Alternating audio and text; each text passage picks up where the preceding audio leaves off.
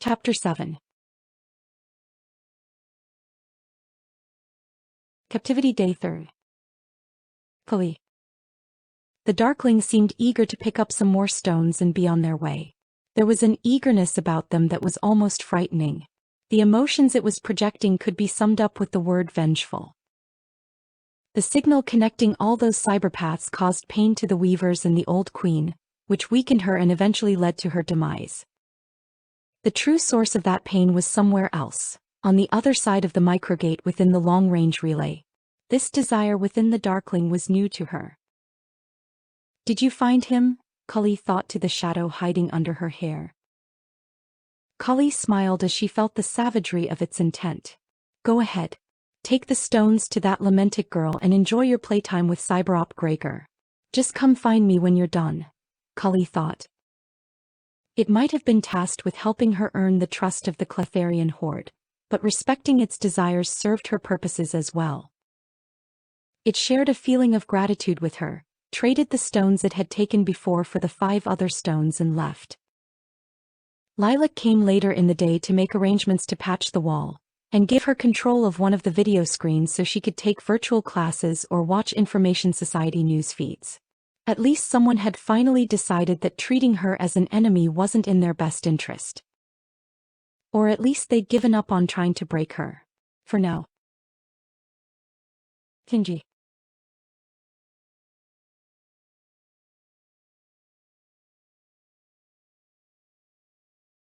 The operation was a disaster. Sounded easy enough. Take the slipstream to the Havras system. Chart a course for Carmel. Make contact with a destroyer station between Alliance and Def Corp space. Make a big show of the prototype's maneuverability by not getting hit, signal surrender, detach the escape craft and run back to the slipstream. The captain of that destroyer was supposed to be allied with some group of freedom fighters who would have the ship analyzed and replicated. It all had to be done in a way that wouldn't tip off the faction governing the system as to the true purpose of the incursion. The console beeped. Everything was going fine until it was time to decouple the escape craft. Tyrell had warned him that he'd be more likely to be noticed if he was controlling the main craft from the auxiliary, but Shinji had gotten so frustrated with the Karzon flight controls that he had refused to heed the warning. Tyrell was right, of course, as much as he hated to admit it. The console beeped. They tracked him, hunted him, and could have destroyed his escape craft numerous times. The Karzon pursuers must have been ordered to pull back. The smaller, Terran-style fighters took out system after system. It was obvious they wanted to take him alive. The console beeped. When he finally warped out of the system, a single thruster, the warp redundancy system, and the console beeped. The main screen was out. The drives had failed hours ago. He was drifting. There was nothing he could do but blindly float in space, waiting to run out of air or for the last of the systems. The console beeped. Shinji punched the main console. So many systems down, but that damn beep just wouldn't stop, and there was no indication of what it meant or how to. The console beeped. "Make it stop," Shinji whimpered. As long as he kept it to a single ration pack a day, he could last another 2 days, and he had no way to check the remaining water supply. The chances of being found by another ship in the space between systems was minuscule. If he had a sidearm, he would have considered using it by now. The console beeped. To make that infernal beeping stop. Hur. Commander Hoeru Ironpad had made his way to the advanced vanguard of the Def Corp Major System Defense Forces over the course of 20 years of military service. For the Karzon, there was a glory in standing your ground against seemingly insurmountable odds.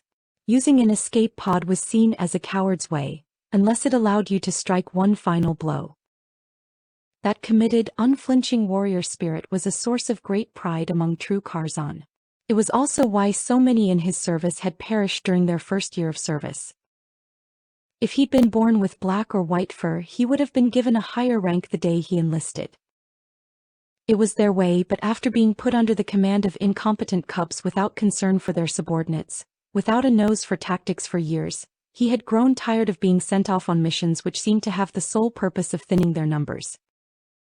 They'd been led to believe the Def Corp regulars were better fighters with better ships, but then he witnessed them fighting firsthand. Their weapons were superior and they employed telepaths to confuse their opponents, but they had no honor. There could be no glory in relying on strange mental powers to win when your combat skills are inadequate despite superior armaments. One day, while imbibing a little more than was wise, his tongue flapped around in his mouth in ways it shouldn't have. He was arrested for treason for questioning the value and wisdom of the command chain. While imprisoned, a group calling themselves the Resistance offered to bring him with them when they made their escape. To his shock, they were let out by pygmy Karzon masquerading as Cheshire cleaning staff. Hoer had always thought of pygmies as a weak reflection of what a descendant of the great felines of the savannah Karzon should be. What hope could a fighting force have with such fragile leaders? Shortly after the escape, he met a Karzon named Vakir of the Star Chaser clan. That was a turning point in his life. Merit-based promotions, competent leadership, and now ships specially designed to enable them to make a stand against their Def Corp overlords that sent so many noble Karzon to ignoble graves. Vakir had his new flagship, the X-42, and in a few days' time Hoer's carrier would be complete. Stocking it with a full contingent of the new fighters was just a matter of time. The pygmies had once again saved the day. They still wouldn't be able to fire on the Def Corp forces, but they wouldn't be able to be fired on either. With these slasher fighters, it would be pilot against pilot, relying on raw skill and bravery to win the day. Trusting the avian woman felt unnatural at first, but she had a bold warrior spirit. The Terran's design work and willingness to make improvements to the ship designs made him useful. The little white pygmy was another matter entirely. He just didn't understand why she was here along with another 50 of her kind. She seemed to be in charge of her small group due to her coloration, and that Hoer simply couldn't respect. He hadn't been able to speak his mind either, with her riding around on the shoulder of one of those Zagal team every time he'd seen her. Being told to report to a briefing room by the Terran bordered on offensive, but if he didn't comply, he'd be brought there by force. He knew he was no match for the Zagal team, never mind those strange creatures that had been coming and going, raiding the food reserve since the Karzon arrived 2 days ago. This station was the epicenter of massive fleet movements. When he'd attempted to ask, he was told Cletheria is on the move, but why now and where to? Regardless what the answer may be, at least this mysterious woman from Clan Darkseed knew enough to leave the Karzon to fight for themselves. Hoer paused as he walked down the corridor and looked out a window. There was so much he didn't know about this place. Materials were delivered every 5 hours like clockwork. Ships emerged from the nebula, dumped their cargo, turned around and vanished back into the clouds. He had no idea where they came from or where they went. It looked like they were dumping ship remains to him, but he knew better than to ask. Everything was torn apart, melted down, and repurposed except for a single ship docked on the far side of the array. He tried to find out more about the enigmatic vessel, but to no avail. The corridors to that entire side of the superstructure were sealed off. Today's briefing was being held in a rounded structure on the underside of the array. He continued to the end of the hallway and stepped into the transit tube. The trip didn't take long. The room was designed like a fairly standard high-tech battle bridge with a dozen or so curved window-like panels which looked out on the nebula when not being used as display screens. "You're late," Tiaro growled as Hoer strode into the room. "You're impatient," Gowrie said to Tiaro. Tyrell motioned to a chair. "Have a seat. We can't start without you." Hoer paused as he looked around the table before taking his seat. He'd expected to be dealing with 3 other people, not 4. This was the first time all 5 seats around the table had been filled. The 5th was small like the rest of the group. Their features looked more like a Cheshire than a Karzon. "Who is?" Hoer began. "That's not your concern," Tiaro interrupted. "He's trusted and that's all you need to know." "There's a stranger among us that I've never met," Hoer growled, "and you say it is not my concern, when I'm meant to be the tip of the spear during our thrust into enemy territory to claim sovereignty for our people?" "You can call me Nonami if it gives you comfort," the 5th said with a smile. "It's spelled no name." "Is that your name?" Hoaru asked suspiciously. Of course not, Gauri scoffed. Then why would? Hoaru began. Because you're hung up on procedure and formalities, Tro growled. We need him if our plan is to have any chance of success. That's all you need to know. Unacceptable, Hoaru roared, displaying his teeth and claws. And don't interrupt me again. Please, the fifth said, allow me. I'm a party planner from the Falair system. It will be my job to motivate the Cheshire to run interference to make sure Madgir is unable to get involved in the conflict. You're a Cheshire? Hoaru asked in dismay. I'm worse than that, the fifth said with an exaggerated wink. I'm Shishan. Half Cheshire, half Vulpine. I know how to motivate the Cheshire and that's all that matters. Have you ever seen a Cheshire fleet party? Chaotic mess, Hoaru said in disgust. Brightly lit ships bouncing off of each other. I understand. You're sure you can arrange this? The Cheshire lack discipline. They also cause problems with communications and neutralize most telepaths, the fifth said with a grin. Think of me as a professional cat herder. I'll withhold my objections for now, Hoaru grumbled. We have a lot to cover, Tyrell interjected. Can we get started now? Is the ship I requested complete? The fifth asked. I'm still working on adjusting the reflectivity of the disco plating, Tyrell said irritably. Make sure it won't chip or crack, the fifth insisted. It has to gleam to ensure it's followed. It will, Tyrell assured him. It's not party without a ball, the fifth said. Oh, speaking of interesting things in space, I think we located your floater. A ship logged the signal a day ago. It was never reported, but my people found it. In the logs of a joyrider. It was just 2 pings, but I think it's your lost kitten. Based on the signals, it should have crossed from Falair to Jaren territory by now. I have a salvage ship not far from there, Tyrell said. Send me the telemetry and I'll pass it along. I'll make arrangements with the Jaren Port Authority. I may just tell them to keep to the area for a while to look for floaters after the Battle of Carmel. Is that what we're calling it? Hoaru chuckled. For now, Tyrell chuckled. We can let historians decide what to call it once it's all over. They still need that tower, Gauri insisted. We have to get past that Xenon horde if we're going to get control of the relay. My pygmy technicians are up for the job. The problem is getting there. I've talked it over with Tyrell, Gauri said. I can get your people there with the Kachinas, but those little bugs are good at spotting cloaked ships. We'll have to make our move after Iron Pad starts his operation. Your people will have to be quick. If you don't take that tower, they'll be able to call in reinforcements. I don't like depending on pygmies, Hoaru grumbled, or working under a cub who outranks me because of the color of their fur. I don't care that pygmies are exempt from the trial of adulthood. I don't like that so much of this depends on the work of a bunch of half-weaned. Fuck off, Tro interrupted. Sexist, colorist, bigoted and ageist? I don't know why Vikir puts up with you. I'm not sexist, Hoaru snarled. And what did I say about interrupting me? For the record, Tro snarled. You're right about one thing, my fur color is a factor. Our culture gives deference to black or white fur. Because of that, most people value what I have to say. That advantage is a useful tool. So yes, I was promoted faster. I knew I was being used, but if that helps the resistance, I have no problem with it. For days I've been tempted to ask Yari to pull your head out of your ass to see if it would let some of your excess vanity drain out. But the resistance needs you as much as it needs me. We all play our role, so stop bitching and play your fucking role. This isn't about you or me. It's about the people. Gauri and the fifth leaned back in their chairs to make sure they weren't in the way if a fight broke out. Tyrell sat still with his hands on his hips. I don't like you, Hoaru glared.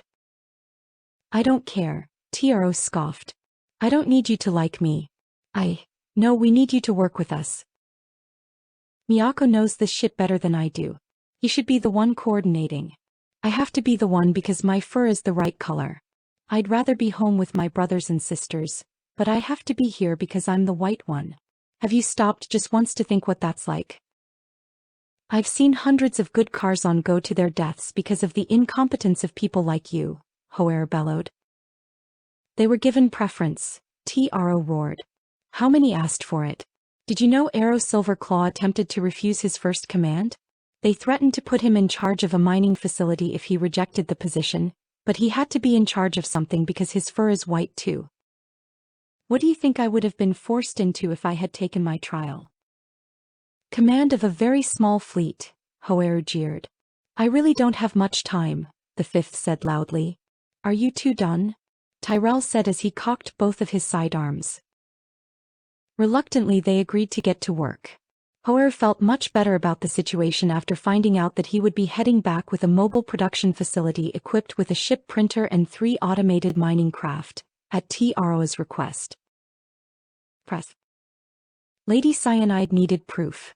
The last conversation Prask had had with Lady Darkseid included information pertaining to her plans and destination. Sounded like she was talking in code. The princess must have suspected something was amiss. She'd left with some guy named Syntholo for the planet Erosha, the capital of the Kaylani Dominion. Both of them went dark shortly after their arrival. The number of Lamentic agents in Dominion space was limited. The Lampharians within the court structure tended to fall prey to the carnal nature of their society. Full Lamentics didn't have this problem. The notion of submission was just contrary to their nature. Prask had a history with the Dominion. He hated those fuckers. He escaped when he was young. If you were born to the right family in the right system, it may seem like some utopian paradise, but what lay beneath were the farmers, miners, hunters, and builders who carried that illusion of prosperity on their backs. Most of them were twice the zealots the people at the top are. Working nearly all day and night hoping to be noticed by some goddess on high who didn't care enough to piss on them, never mind lift them out of their misery. Then again, if she did piss on them, they'd probably consider it a blessing. It had taken Prask 3 years to escape that rat nest on a freighter wearing a hazmat suit and an oxygen tank. He'd ended up on the streets of Quantal in Taz Corp-controlled space. He was arrested for being an indigent, which was a crime in the Megacorp territories. Well, that and for slitting the throat of that miserable fuck who tried kicking his teeth in for picking through a trash bin looking for food. Lady Cyanide paid his way out of that hole in exchange for his unwavering loyalty. She'd been good to him. Once a fanatic, always a fanatic, I guess. Prask was willing to die for the woman, but he liked to think she didn't know it. She wouldn't ask, and that's more than he could say about the bastards in the Dominion. A male lycanthrope in the Dominion. That was a surprise. The question was, what did they do with him? Allowing him to remain in Dominion space, even one of the shitholes, just didn't make sense. He had to be somewhere in Fellowship space. That's 22 systems and over 300 planets. They needed more information. Prask had been waiting on standby at the T-Tarn gate for over a day waiting for a destination. Some Lamentic was sent to attach a little piece of hardware to the computers on Port Erosha so a Lampharian cyberpath could access the system logs. Lady Cyanide didn't trust the operative but didn't have to. Everyone has ulterior motives. The Lamentics are the only people Prask ever met that were confident enough in their reasoning to tell you to your face. You just have to know enough to ask. He respected that. The scary part is by the time they're done explaining you start agreeing with their logic, and he respected that too. Granted, none of that applies if they're on the hunt, or if internal politics or negotiations are involved. The ship console beeped. Prask, he said as he answered the call. Jean Lavro, he verified the cipher key knowing she was doing the same on her end. Ready on my end. Transmitting now. Please confirm. Confirmed, Prask said. Thank you, Jean. My pleasure, she said, then disconnected the call. Prask transmitted the gate coordinates, then headed through. Let's see where that took me, Prask chuckled as he checked the navigation computer, then checked the transmission for the planet number and surface location. The data was missing. What the fuck is this shit? Prask grumbled. System information classified, my ass. He started navigating through the system while running a full scan for any signs of life or ships passing through the area. Planet after planet, dead rocks, balls of ice, Not much interesting other than vague traces of Mistrum heading toward a gas giant about 2/3 of the way into the system. It wasn't in the habitable zone, but it was worth checking the moons.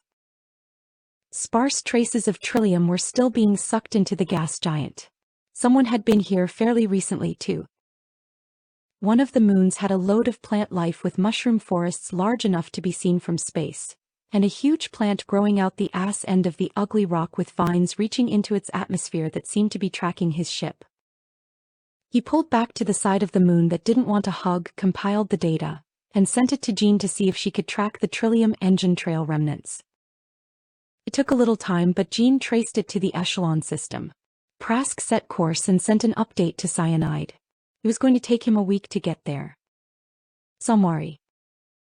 She woke up to the sound of someone nearby breathing quietly. Who's there? Just me, the familiar-sounding woman said softly. Feeling better? Samara wiggled her toes and fingers, then tested moving her arms and legs. They moved. Much better, she sighed with relief. Can you take off the blindfold? I want to get up. I want to talk to you first, the familiar woman said. What can you tell me about yourself?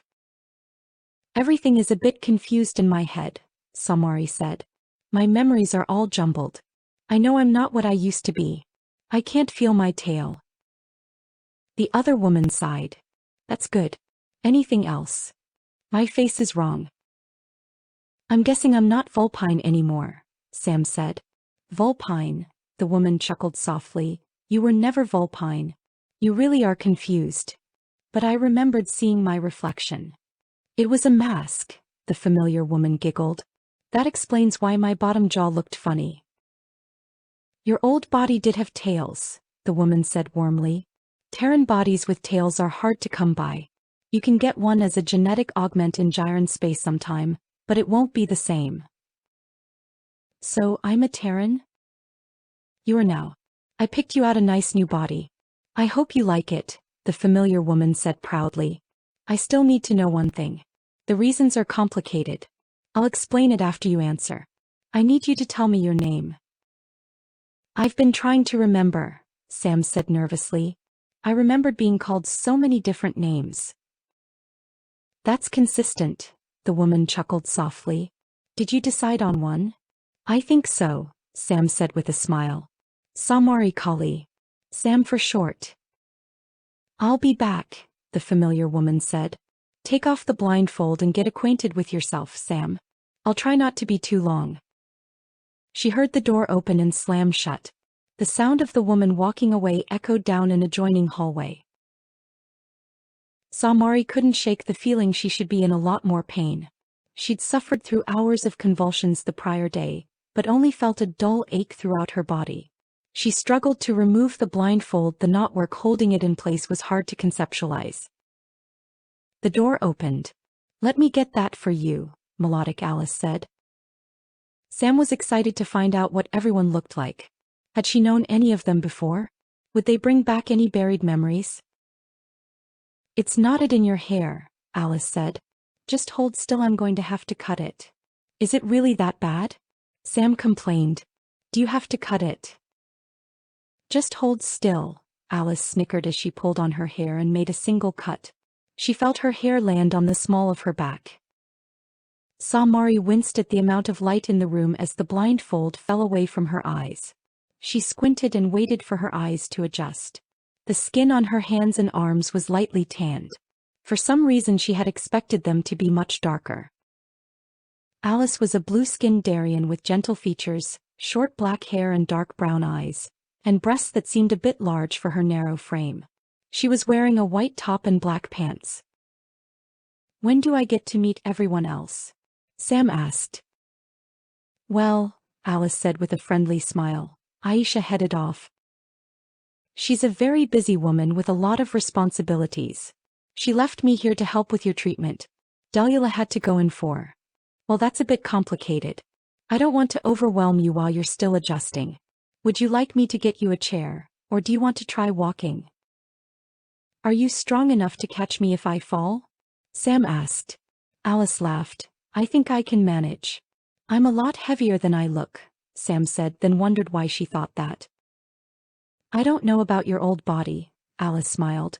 But you're just over 100 pounds. I know Samsarans tend to be a little stronger than Darians, but...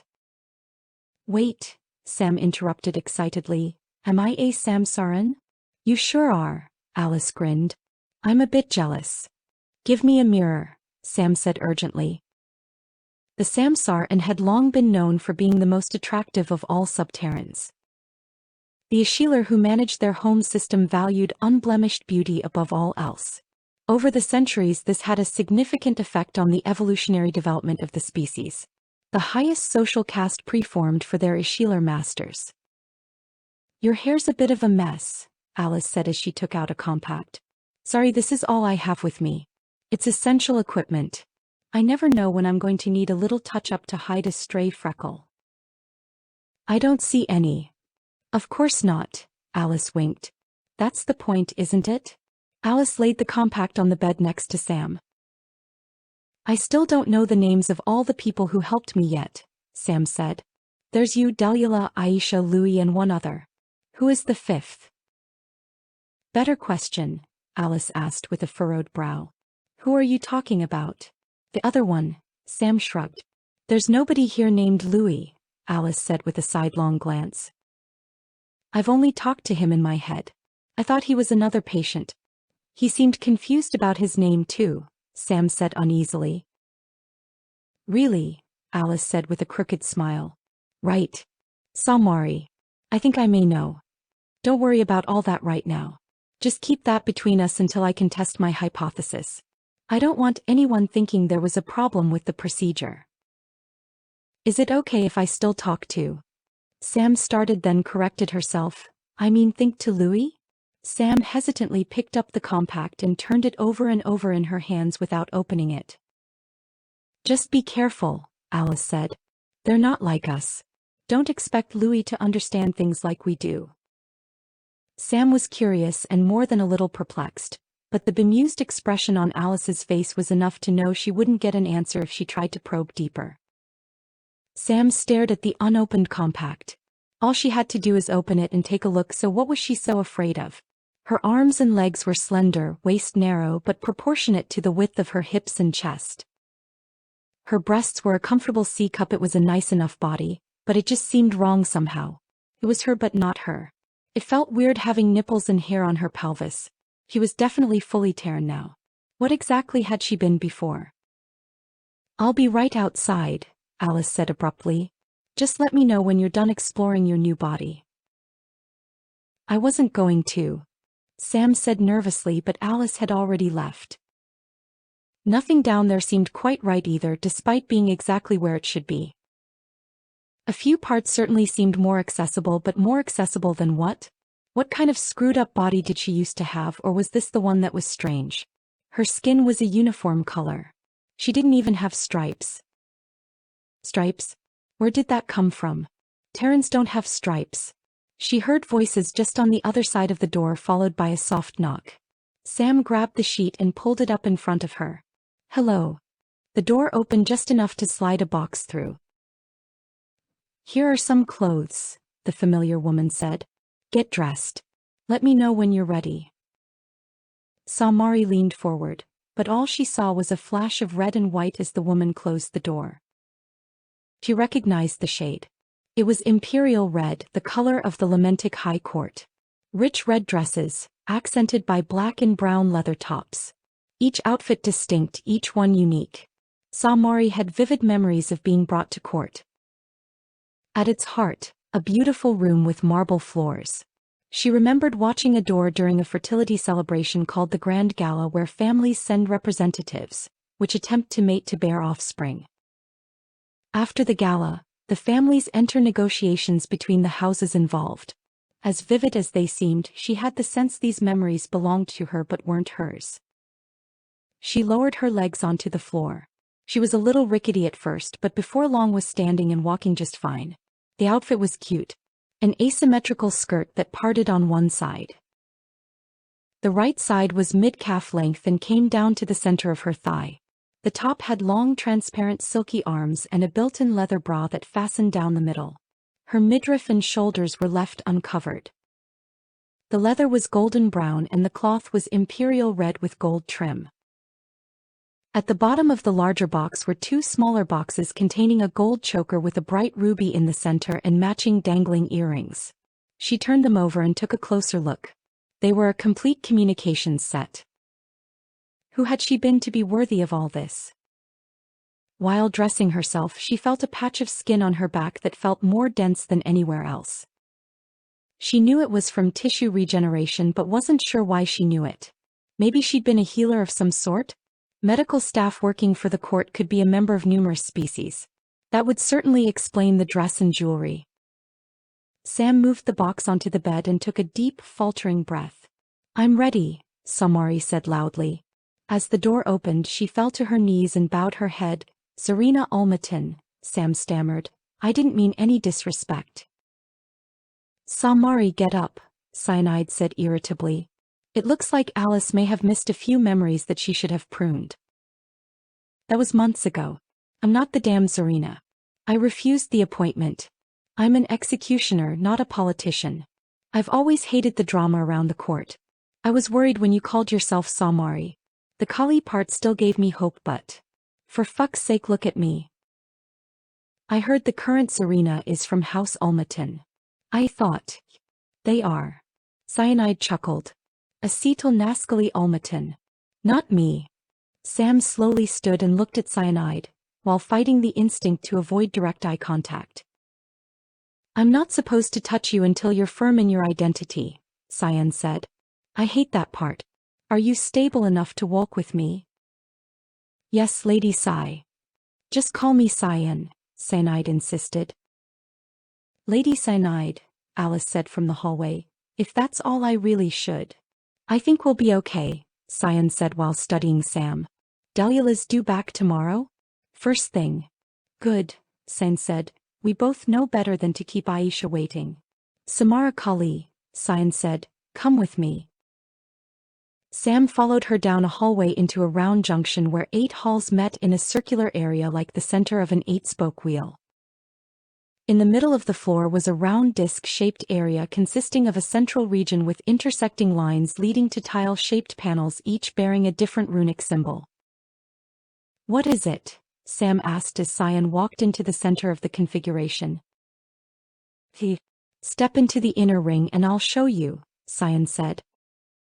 Sam wasn't sure why, but stepping inside the outer ring made her uneasy. Nothing happened. She walked to the center of the symbol and stood across from Cyanide.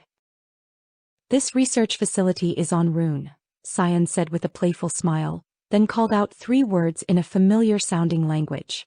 A rune within the outer ring lit as she called out each word. They were still standing in the same spot, but the area outside of the outermost circle had changed. "And now we're in a training room on Rundav," Cyan smiled. "Come along."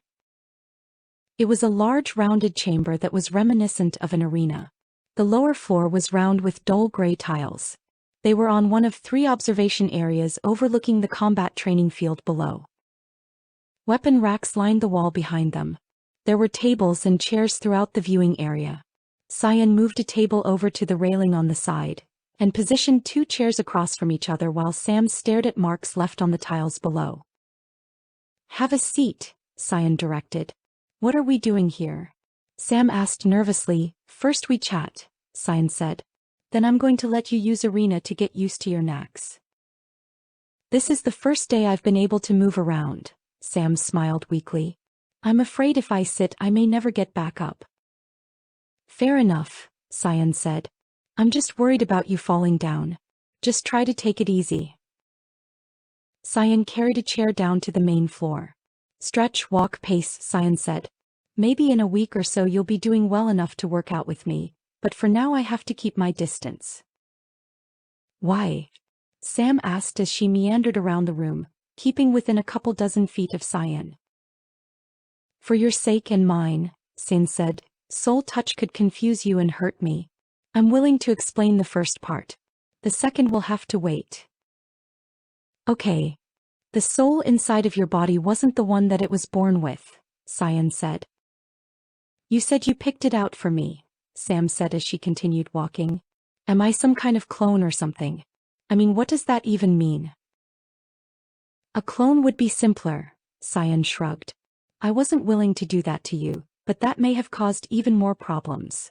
Hopefully not. I'll do my best to explain your situation. That body first belonged to a woman named Samari. Her soul is gone, but some of her memories are still inside your head. That explains a few things, Sam remarked as she stopped walking and started stretching. Alice Glass and Delula Fortuna made a good team. We were lucky to have them. What's going on with Delula? Sam asked. Nothing to worry about, Cyanide said dismissively. She's visiting a lab for a memory update. Oh, sorry. I didn't mean to confuse you. She has a clone on file in a facility in the VOR system. I made arrangements to have the clone's memories updated, so she won't lose much if something happens to her. That's how I managed to get her on such short notice. So Delula is a clone? No. She has one for when she dies. They did, but I didn't? That's complicated, Cyan said. Sam stopped stretching, pitched her hip to one side. What? Cyanide said playfully. Everything is complicated today. Sam glared. Why don't you stop telling me how complex everything is and give me a straight answer? Sounds like you found your fire. Cyan grinned. Good. Well, Sam said irritably, who am I? I swear if you say it's complicated. Cyanide laughed. It was a surprisingly jovial sound. Sam smirked. Okay, Cyan said, let me start with your body. That's the easy bit. The original soul in that body was named Samara. She was born on Echelon Gamma. The court has connections deep within the Black Church. After we saw the results of her mandatory knack testing, her parents were approached by one of our local representatives. She was inducted into training to become a Lamentic Defender at the age of 8 and has had no contact with her birth family since, but they've been well provided for. Her official death was at age 27. The final task for most defenders is to have their soul depleted to protect the life of the Lamentic they serve. That's how Samari died. Her soul was completely drained in the line of service as a spell-casting source for Okularu. With me so far? Yes. Memories are principally stored in the brain. Even after a soul is drained completely, there's plenty of content left behind. Alice and Delula did their best to clean that up, but there are some traces left, like you thinking I was the Zarina. Okay, Sam said, the real Samari is gone then. Cyan nodded. Now we get to the tricky part. Who am I? I've been trying to decide how to answer that, Cyan admitted. I'm not entirely sure. Not sure how to answer? Not entirely sure who you are, Cyan said with a pained look in her eyes. I'm also worried about making you into someone you're not if I go too deeply into the details. If I'm wrong, it could have some pretty messed up consequences for both of us. That's what makes it so complicated. There's more than one potential answer. When will you know? Samari asked. Please don't say it's complicated. I'll try not to, Cyan chuckled. Your current soul is incomplete. We were brought 5 stones that had held fragments. We're supposed to be getting more sometime this week. When they arrive, I'll be conducting another ritual, and the girls will have to perform more memory grafts. I'm hoping things will be clearer to you after that. I don't want to just tell you who you are. I'm hoping that after enough of these procedures, you'll be able to tell me. That sounds complicated, Samari said. Cyanide burst out laughing. I get it, Samara said. You covered Sam. What about Cully? I'm guessing that wasn't her last name. Who is that? A woman with 2 souls inside her. I had that body put aside if they decided to relocate one of her souls, Cyan said sadly. Something happened. I've been trying to find her. The fragments are from one of her souls.